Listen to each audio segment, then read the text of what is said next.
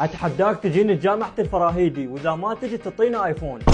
هاي صدق تحكي لو تشاقه. والما يدري انا مسوي سلسله كل يوم اشوف بها متابع على مدار 100 فيديو، واذا ما وصلت بهاي ال 100 يوم مليون متابع احذف كل حساباتي. فلوس متابعه شنو منتظر بعدك ما متابع؟ هسه اول شي قل لنا شلونك؟ زين الحمد لله، انت شلونك؟ الله يسلمك. وهسه قل لنا شنو عندك؟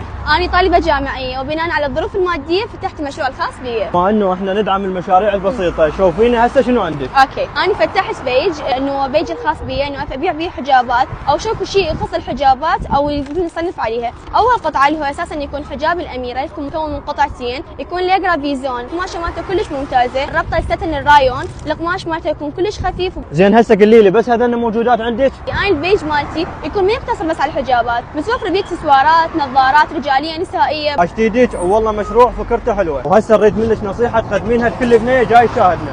أنا أنصحهم البنات أن يعتمدون على نفسهم ويشقون طريقهم على صفحات بدون أهلهم ولا أن يأخذون مساعدة أهلهم، لأن بالتالي هذا النجاح راح يعتبر نجاح إلك فقط. احنا نتمنى لك التوفيق ونشجع كل بنيه تحاول تعتمد على نفسها. الله من هاي العلاقه الى الكوزمتيك ونمشي القى 100 متر. آمين، شكرا. قد تتوقعين هاي العلاقه ممكن تصير كوزمتيك؟ توفيق من رب العالمين بالتالي. وهسه أنا حاليا مركزة على دراستي ومركزة على هذا البيج الصغير، والعافية بالتداريج. فعلا مثل ما قلت لك انا العافيه بالتداريج، روحه بسيط ومتواضع، واحنا من واجبنا ندعم المشاريع البسيطه. الزمي وهسه راح يجون يشترون من يمك، وهسه تابعوني حتى نروح للشخص الجاي.